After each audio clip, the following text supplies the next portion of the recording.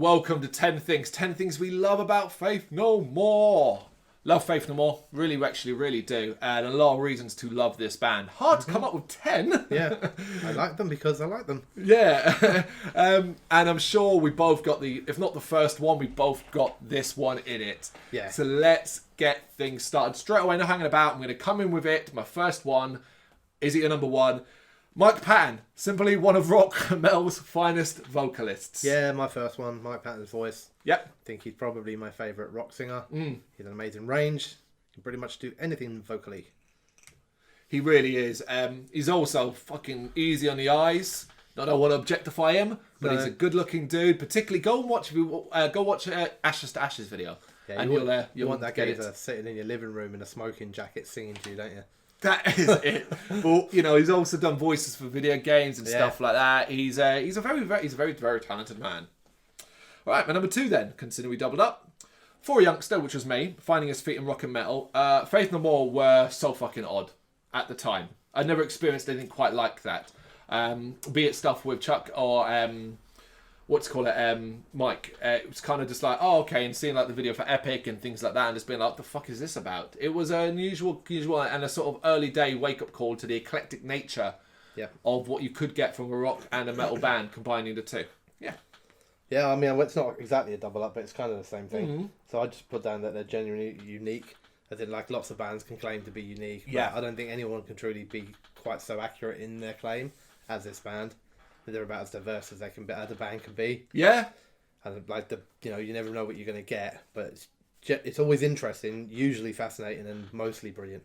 Yeah, so add those little bits in there because obviously the thing with eclectic is it can sometimes go away from your taste too far. Doesn't mean it's bad; it just means it's away from your taste. But they're definitely a unique sound. Yep, you're absolutely right. Which kind of leads into my next one then, in regards to eclecticness. And the thing about maybe not always loving everything about it because of that. But basically, every album, and I checked and looked at this, every album that Faith No More has done has at least one iconic Faith No More track on it. And I think that's fucking brilliant. Like, if you didn't say to the person, name me the iconic Faith No More songs, they're going to come up with things like Epic, Easy, maybe Superhero, stuff like that. Ashes to Ashes. These are all spread across separate different albums. Yeah. Awesome. Yeah. So I'm going to go do one more on Mike just because I was trying to fill him up and I had another Mike one. Okay. So I've gone back to Mike again. Yeah. I know it's Faith No More. We're not going to just do 10 things I love about Mike. Oh, yeah. But I just really I was pointing out basically away from the musical vocals. He's just like super talented really outside of music as well. Yeah. Yeah, one of those iconic geniuses that just crops up involved in loads of things. He does the voices of things like the monsters in I Am Legend. Mm-hmm. He wrote the score for films like Stephen King's 1922, Crank 3, The Place Beyond the Pines. Voiceover work in video games like The Darkness. Portal, Left 4 Dead. Yep. The guy is just a oozing talent. Yeah, he really is. Orifice, man. Quite talent as well, it seems. Yeah. Because you never really know. I played The Darkness is the one I remember the most because I played The Darkness for ages and ages and ages. And then I later found out that the voice of The Darkness was Mike Patton. And you wouldn't know it because it's all like... It's because of his vocal range. It's like in I Am Legend and Left 4 Dead, it was used for the same thing. He was the man to do the vocal noises for the monsters. Monsters, yeah. They needed somebody to create those kind of unearthly tones. And Mike Patton was the voice for it, Yeah. Right, sticking with that, wow, we really, really struggled with this one. If you had ever told me that I would ever love a cover of Lionel Richie's Easy, I'd have never believed you. But it turns out I do love a cover of Lionel Richie's Easy. And it's Faith No More's version. Yep. There you go. Simple. Although I think Lionel Richie's is a cover anyway.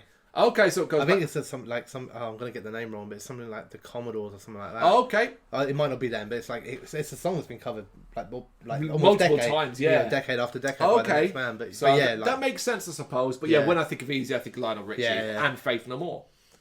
Yeah. Okay. Cool. So I'm gonna go for Epic next. Yep. Now, particularly, it's a great song, but it's not really just about that specifically. It's more that of all of my memories of being a child and my, I guess, journey towards rock and metal, my two predominant memories are Lita Ford and the song Epic. Mm-hmm. In particular, They Say What Is It? Yeah. And I remember that from being probably one of my few memories from being like 8-9 years old and singing that and knowing that. Wow. So it's one of my Epic the song is one of my earliest memories on my journey towards becoming like a metaler X amount of years later. Fucking love that. Which is cool. I love that a memory like that can be sparked. Yeah. We used to, it wasn't never done for nice reasons. We used to like, point at the ugly kid and be like, "They say, what is it?" But I remember the song well. Okay, right. Mine's a memory one too. This goes back to the first time I saw them live, which was at Download 2009. Yeah, 2009. This other weekend I was there. And basically, I don't even know this, but Damon was with me at that one. Damon could have Download. I know he went to Download once, yeah. 2009. And basically, Faith No More were headlining the main stage, while Prodigy were headlining the second stage. And it seemed like most of Download went to see the Prodigy. Yeah. So it was one of the more open main stage fills. So we got nice and close for them, right? And the memory is this, and it sticks with me. I was in a good drunk place. That good drunk place where you got good energy and you're just feeling it, and it's a nice sparse crowd. You can see the band and you're not getting knocked about and stuff like that. And right as they kicked into Epic, bear in mind it's the first time I've ever heard it live. Yeah.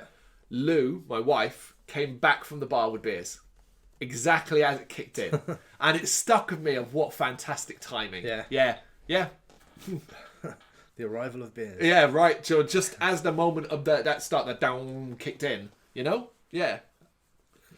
Okay, so wonderful live band. Yes. I'm judging this purely on having only ever seen them one time, but with a second time coming up soon.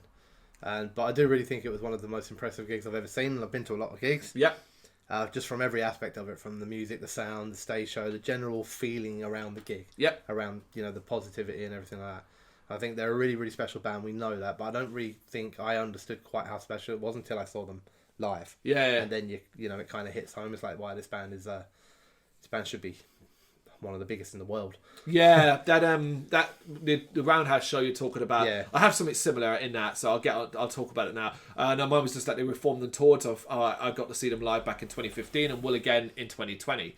But yeah, I'm in the exact same boat. That Roundhouse gig is one of those where I remember so much detail about it.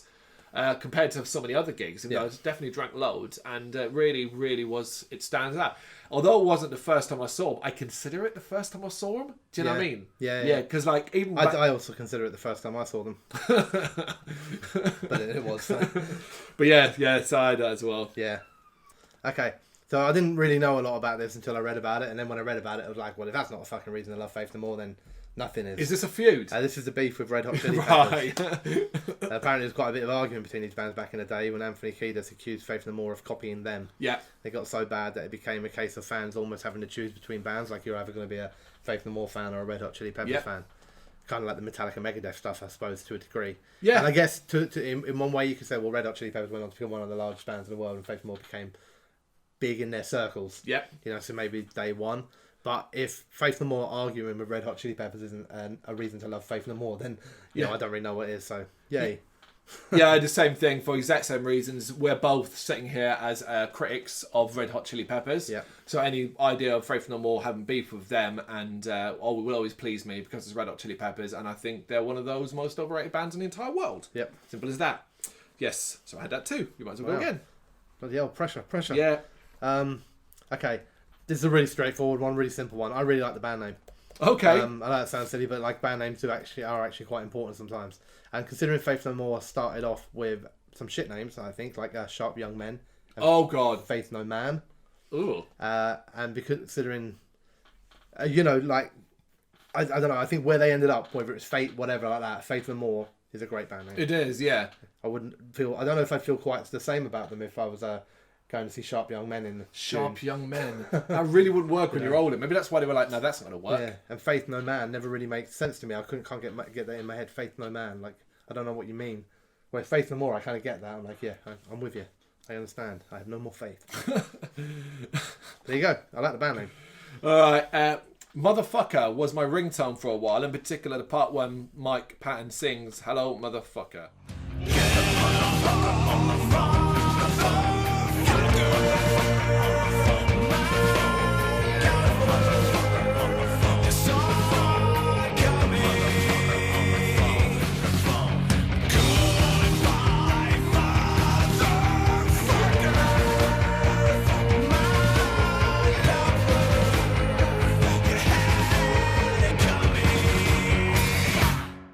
I loved it as my ringtone. It was a right little cheeky little ringtone. Yep. Upset someone at work though, so I had to change it. That's it. I love that. Might pattern upset someone at work. There you go. They weren't happy listening to him. Doesn't matter what you're saying. Listen to his voice. Exactly, he's singing it. I remember even saying to like one of my management team and being like, "It's a song," and like, "Yeah, but it's got swearing in it." I'm like, "Okay." It's just words, mate. Yeah. I hear them every day. So I guess go for my kind of semi-serious one. Oh, Not really serious, but semi-serious, and then I'll have my two. I'm struggling to fill this list ones at the end.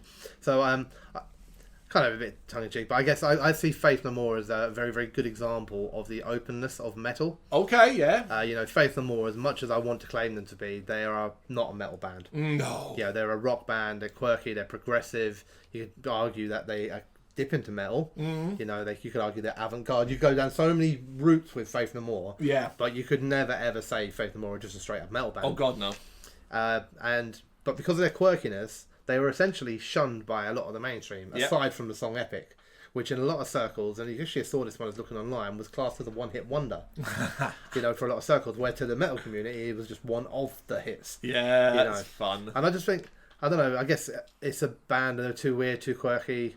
And when there's a band trying to be different and the mainstream don't get it, there always seems to be one group of people willing to give it a try. You know, and then I guess to a degree you can kind of say that Faith No More, without the openness of the metal community to kind of get into that quirkiness, would probably have disappeared into You are oblivion. right. Yeah. Yeah, the mainstream didn't like it. Red Hot Chili Peppers were becoming the big name. It wasn't straight up metal, but if it wasn't for the fact that metal people actually are quite open-minded and were able to listen to it and go, yeah, no, we're on with this. To have Faith No More, like Faith No More shows today aren't an eclectic mix of metalers and pop fans and everything like that. Yeah. It is people that are into rock and metal. Yeah. You know, that is their fan base. Yeah. Despite the fact that they're not specifically metal. It's we put our arm around them and we took You know, them we're, in and we're they've often stuck to told that. how closed-minded we are. Yeah. You know, but they're not the only one, but they're a good example of actually, well, we're not that closed-minded. You know, because these bands that are brilliant that you shun because they're too quirky, we kind of accept and go, we'll have them. Yeah. You know. Brilliant. There you go. Yeah, you're right. That was very, very well said. Semi-serious as well in that sense. Simply the fact that to me they did a reunion right. So it wasn't like they just. It was when we're talking the 2015 return, 2014, 2015 return. It was that period. It was we're back, did some reunion shows, and then there was a new album that came out. That a banging new album, Song Victus, big tour, and then effectively disappeared again until now.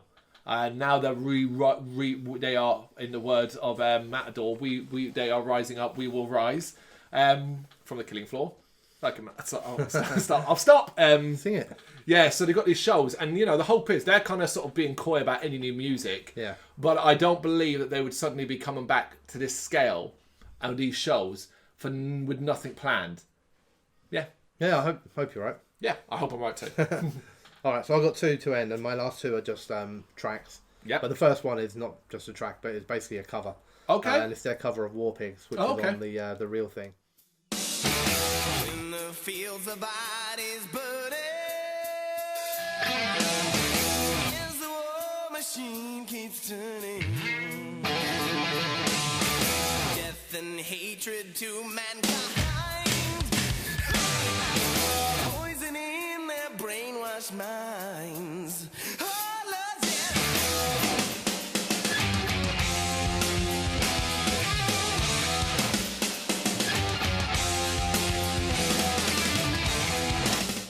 And it's purely because it's probably my favourite, or at least one of a couple of my favourite covers of all time. I think they do a really good job of it. Very true to the original, with a little sprinkling of Faith and more, sort of jazz it up a little bit. Okay. And it's a very good example of how covers should be done, which is like, you know, respecting the original, but at the same time making it your own. Yep. You know, so yeah, there you go. Track. So you got one more. I got one more. Well, I got one more as well, Cool. and mine is a track, and it's Ashes to Ashes. Okay. Basically, one of my all-time favourite Faith No More songs. I just absolutely love everything about this. It just lifts me, man. It lifts my soul.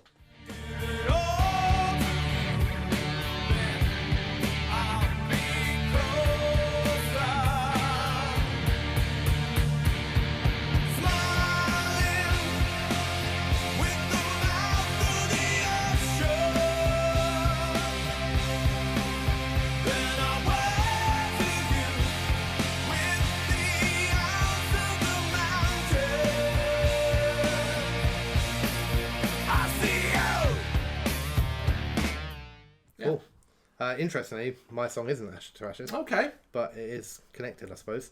And this is because it's my favourite Faith No More song of all time, and it's Last Cup of Sorrow. Oh, cool. Yep. I just think it's the perfect song to showcase Mike Patton's vocals because it has a little bit of everything in it, like from ranges from like quite low and whispered and dark all the way up to shouting and everything like that. So, but yeah, Last Cup of Sorrow is my favourite Faith No More song. Yeah. Well, I can't argue with it. It's a fantastic song. It's simply that chorus, Ashes, Ashes, gets me every time. Yeah. 10 things we love about Faith No More. Oh, of course, you know how this goes now. There will be 10 things we hate about Faith No More. Have fun with that one. Let us know some of yours in the comments. Thank you very much for watching. You can check us out on gbhbl.com as well as on Facebook, Instagram, Twitter and Tumblr. Go to Patreon and help us out over there. That's patreon.com/gbhbl, as well as Big Cartel, where you can find some of our merchandise. We have a podcast running on SoundCloud and Apple Podcasts. And of course, if you like this video, do us a favour, hit the subscribe button and help the channel grow. Games, horror and heavy metal. What else is life for?